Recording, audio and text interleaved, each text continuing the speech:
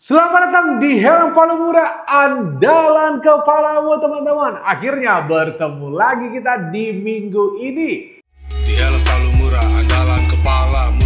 Asik, keren, mantap, bonceng, mama, Kali ini teman-teman saya membawa satu helm yang cantik banget warnanya. Tapi bukan helm baru. Helm ini sudah ada sejak cukup lama teman-teman ya. Sejak cukup lama. Konco dari helm KYT Kyoto teman-teman. Udah pada tahu gak nih ya? Dan helm ini juga sebenarnya nggak terlalu viral-viral amat. Nggak seviral helm KYT Kyoto. Tapi jujur guys, saya suka banget dengan helm ini karena gagah banget ya teman-teman. Udah ada yang tahu helm ini helm apa? Udah pasti namanya INK Dynamic.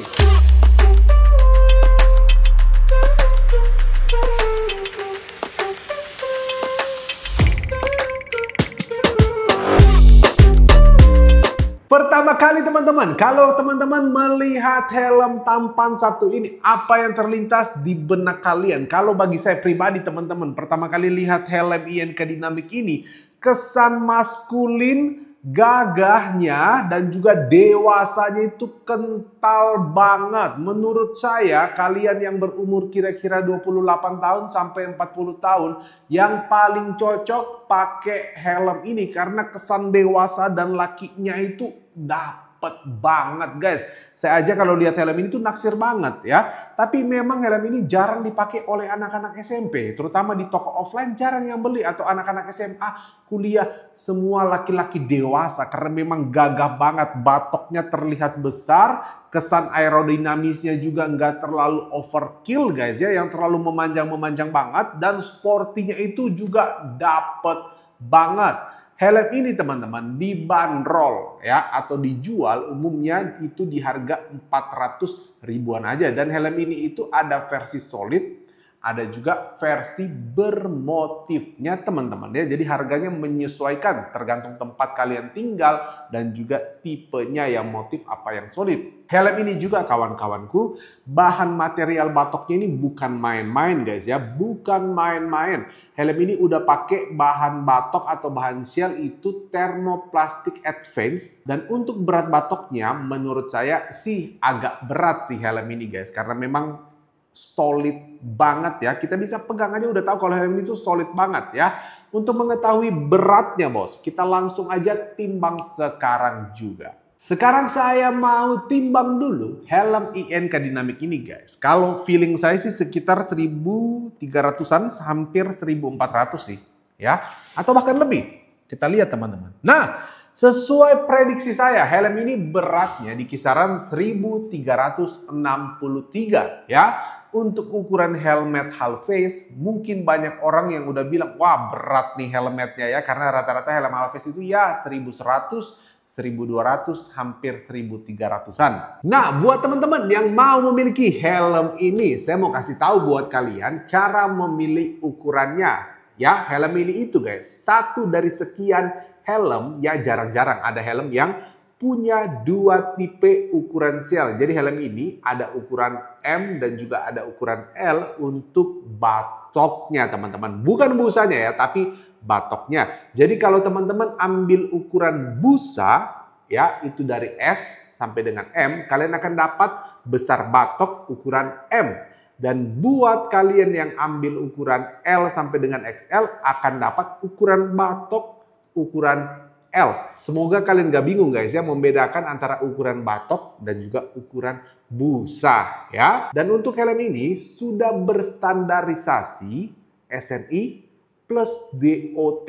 Nggak heran teman-teman ya, karena memang batoknya kalau kalian pegang itu solid banget. Sekarang kita mau lihat untuk di bagian eksterior dari helm ini guys ya. Dari bentuk batoknya dulu guys ya, atau secara overall. Kalau kita lihat teman-teman, helm ini itu memang kesan gagah, batoknya terlihat besar, tapi tetap kesan sporty. Kesan aerodinamisnya tetap kental banget. Apalagi dengan banyaknya lekukan-lekukan di seputaran shell helm ini. Ada 1, 2, dan juga additional spoilernya ini menambah kesan lekukan-lekukan sporty yang mantap banget ya. Kita langsung intip di bagian visornya teman-teman. Visornya ini nggak ada pilihan warna lain ya. Kalau kalian beli itu dapat yang warna clear, tapi nggak usah khawatir bos, karena udah anti sinar UV dan juga anti gores menurut tulisannya di sini guys ya, menurut stikernya ya. Helm ini juga kita lihat dulu ada nggak sih pin locknya. Jadi nggak ada pin lock dan juga nggak ada untuk fitur tear off-nya guys ya. Ada bibir visor nih di bagian bawah ya. Kalau kalian lihat dari depan kanan, kalau kalian lihat dari belakang ya di sebelah kiri ya guys. Kalau saya pegang juga material visornya ini tebal banget sih guys ya. Bener-bener tebal banget sih untuk material dari visor helm ini. Lalu ada bagian kiri kanan, ada visor stoppernya juga kawan-kawan ya. Dan untuk aktivasinya kita coba naik turunkan dulu guys. 1, 2, 3, 1, 2, 3. Sama sekali nggak ada suara dan untuk level naik turuninnya itu kalian bisa naik turunkan 1, 2, 3. Ada 3 level teman-teman ya.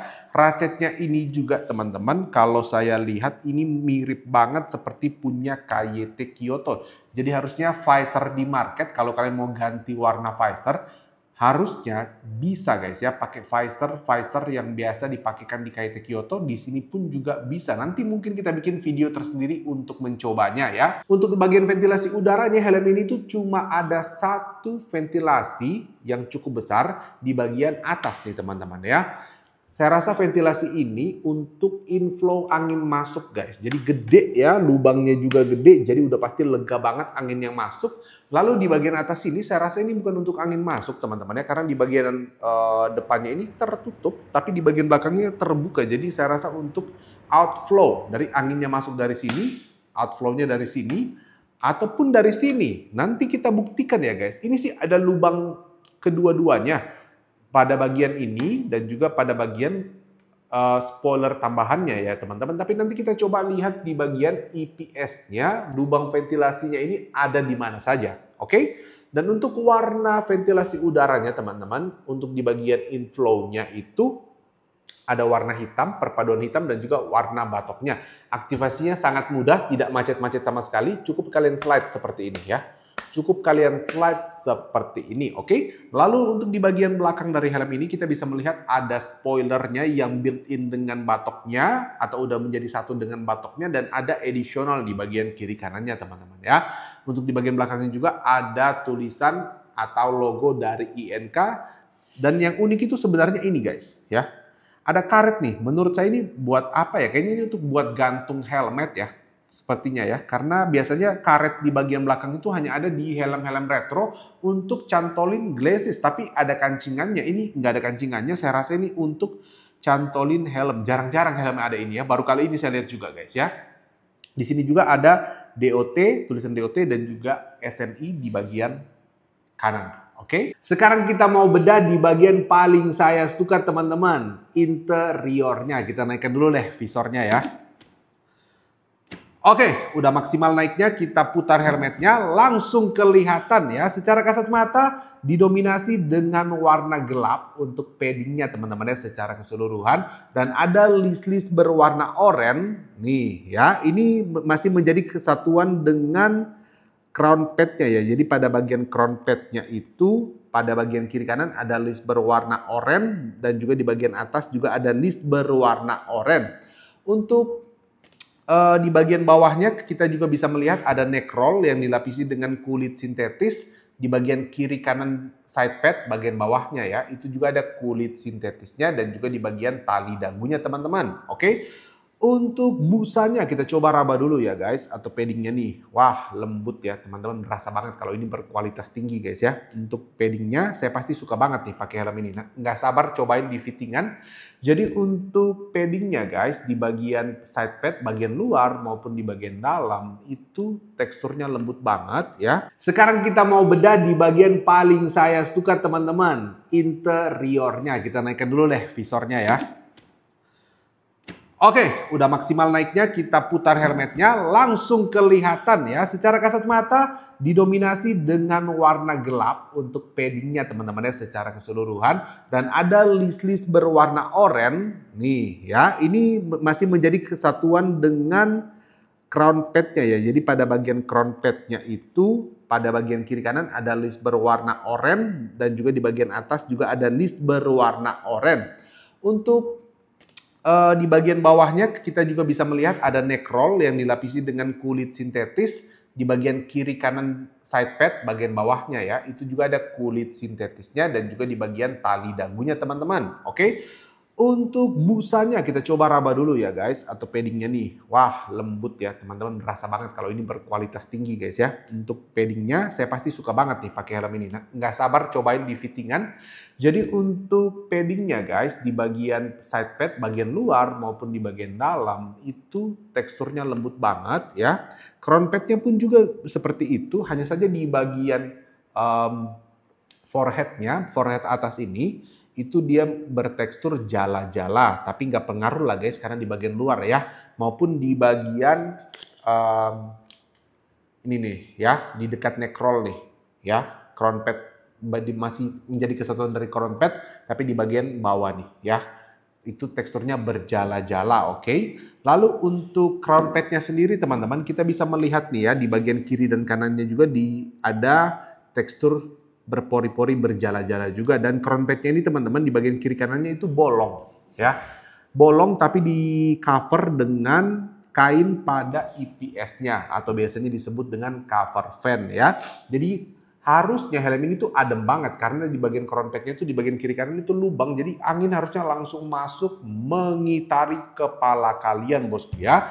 Kita langsung coba saja untuk aktivasi dari paddingnya ini. Pertama kita coba buka di bagian side padnya guys. Oh, menggunakan sistem penguncian perekat, dan di bagian bawah harusnya ini pakai kancingan ya.